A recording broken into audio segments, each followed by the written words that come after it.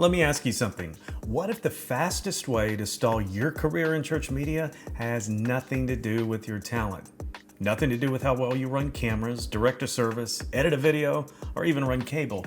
The thing that's quietly killing your influence, your opportunities, and your ability to lead is your reputation. Scary part, most people don't even realize it's happening until it's too late. Welcome to the Producer's Seat. I'm Dan Wathen, and this is the podcast where we help church media professionals start thinking like a producer. There's a principle in leadership development that's been around for decades. It says only about 15% of your professional success comes from your actual technical skill. The other 85% comes from your ability to work with people, communicating clearly, building trust, following through. Now, I know some of you might be thinking, hey, Dan, I got into church media because I love the tech, the gear, putting videos together. I'm not a people person. I get that.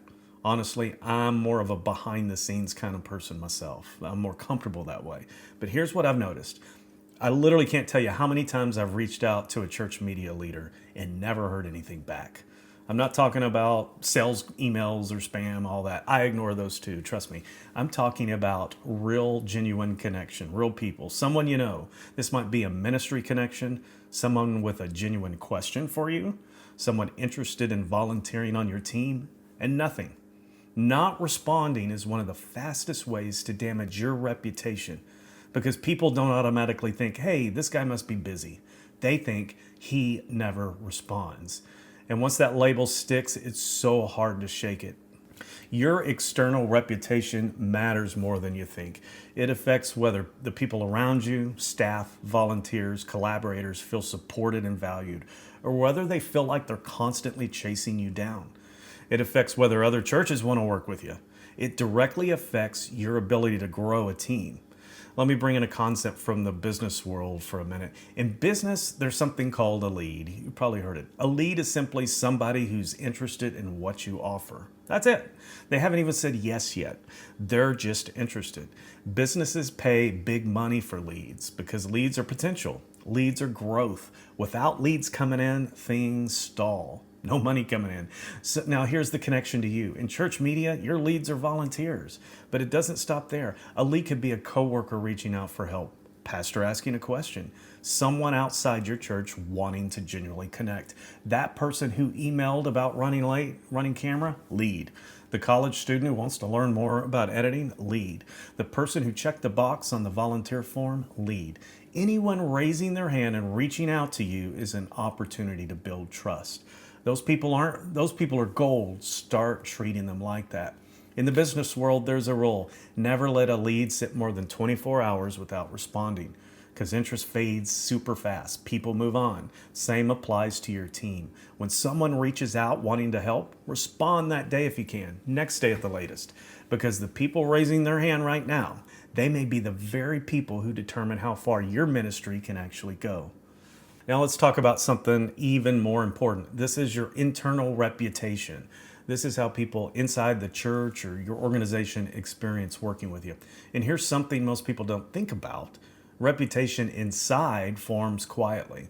Nobody's typically going to schedule a meeting with you right off the bat and say, hey, your communication's slipping. Instead, they start changing how they work around you, right? They start thinking, this guy never responds. Don't count on that getting done quickly. Let's just handle it ourselves and fill them in after. The moment people start working around you instead of through you, your leadership influence is already shrinking. And the hard part, nobody tells you it's even happening. You just wake up one day and realize you're not being included in things anymore like you used to. Whenever I see media leaders dropping the ball on communication, it's usually not a problem with his character or her character. It's usually a structure problem. And what do I mean by structure? It's the simple things like, do you have a scheduling routine? When someone calls and leaves a message, do you have the habit of calling them back that day, or does it just sit there? So when your pastor hands you a new project, do you have a step-by-step process you follow? Or do you just hope you remember everything? That's structure. And most church media people were never taught how to build it. They had no way to model it, right? They're just buried in the work, editing videos, troubleshooting cables, fixing the live stream, rebuilding slides 10 minutes before service. Hey, I've been there, I get you. When you're living in the technical trenches, communication is usually the first thing that falls off. But the longer you're buried in the work, the more the relational side of leadership slips away. I'll tell you a quick story. Years ago, I worked with someone who was, honestly, probably one of the hardest workers in church media I've ever seen. Great person, super committed. I mean, if something broke, this person was the one getting the call. They always showed up. Technically, they were on par. They had it together. You could count on them to fix any problem. But here's what was happening at the same time. While they were working those long overnight hours fixing stuff, their inbox was filling up. Emails from staff weren't being answered. Simple requests were waiting days to even get a reply. And over time, that person got labeled. Not as the hard worker, but as the person who doesn't respond. All those late nights, all that dedication became invisible because what people experience every day is communication. In leadership, perception often becomes reality. Not because it's fair, but because that's simply how organizations work. And the thing that gets me about this story is their reputation was totally fixable. They just needed someone to tell them and a structure to help them. Hey, before we get into the solutions, I wanted to share something with you that I think you want to know about. Are you stuck doing the same things week after week and just not getting ahead? Maybe you're great at the technical side, but leading a team and working with your pastor, planning ahead, that kind of stuff feels out of reach. I've built something for you. It's called the Producer's Seat.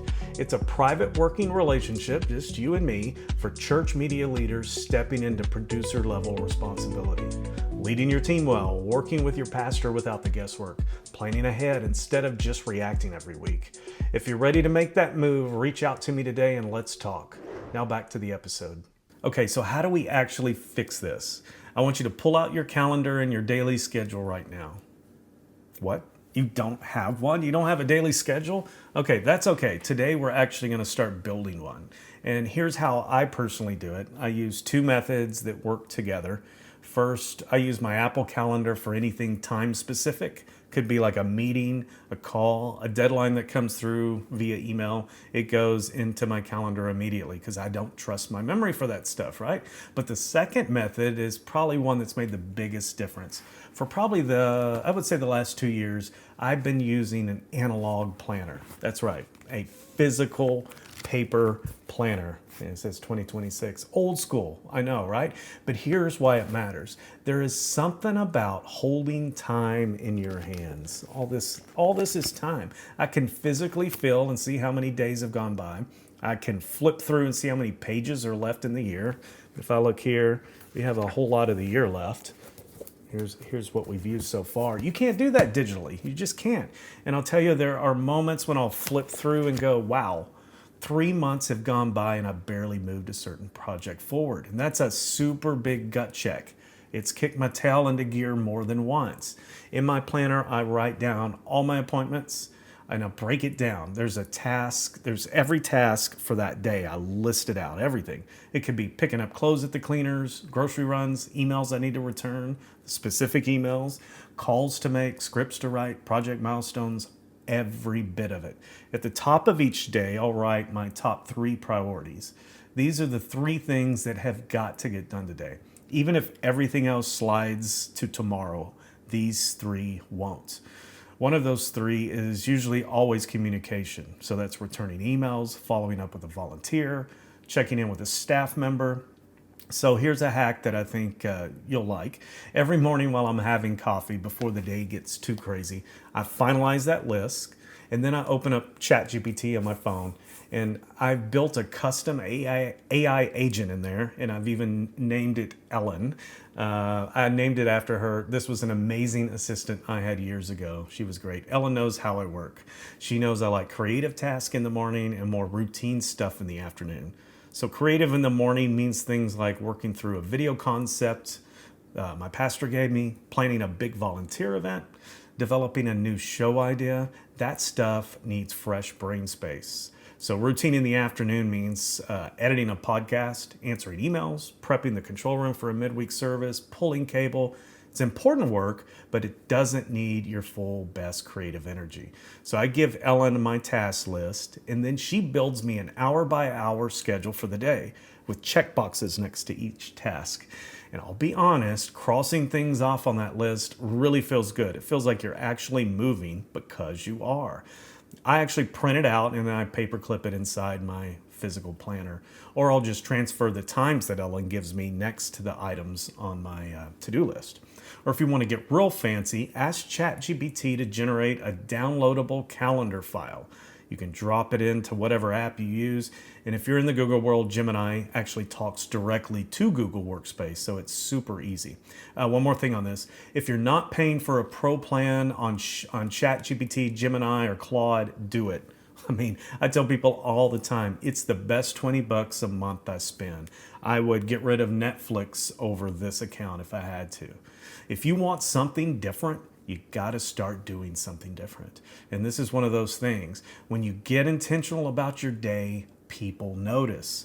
When nothing's falling through the cracks, people notice. That's when your reputation as a leader really starts to shift. I'll be honest with you for a minute. I am a behind the scenes kind of person. That's my safe spot. I coach the talent. I'm not the talent. I mean, even doing this podcast has pushed me out of my comfort zone in a big way. I finally decided to face the big fear, something I didn't feel like I was great at doing, being on camera. Hopefully I'm getting better and it comes across. But here's something I didn't expect at all. Doing this has given me a whole new appreciation for what I'm asking pastors and on-air talent to do every single week. I mean, being in front of the camera is scary. It's a real thing. I get it now in a way I didn't before, and that's been super valuable. So when I tell you to push past the introvert thing, I'm not talking down to you. I'm talking from experience. I get you. In my career, I had the chance to travel and work with media consultant Phil Cook. If you're in the church media world, you probably know the name. If you don't, look him up. When I first started traveling with Phil, sitting in meetings with pastors, being part of high-level conversations, I was blown away. It seemed so easy for him. He'd walk into a room, into any room, and own the conversation. He was comfortable, relaxed. He could talk to anybody, connect with anyone, and lead any discussion, even uncomfortable ones. And I'm sitting there thinking, this is the complete opposite of me. But here's what happened over the years of watching him. Hundreds of meetings, watching it modeled over and over and over. It started to transfer. Somewhere along the way, I realized, hey, I can do this. Now, today, I'm comfortable going into those rooms, leading conversations, and making the first move. I still consider myself an introvert, but I've learned to adapt, right? And that's changed everything professionally.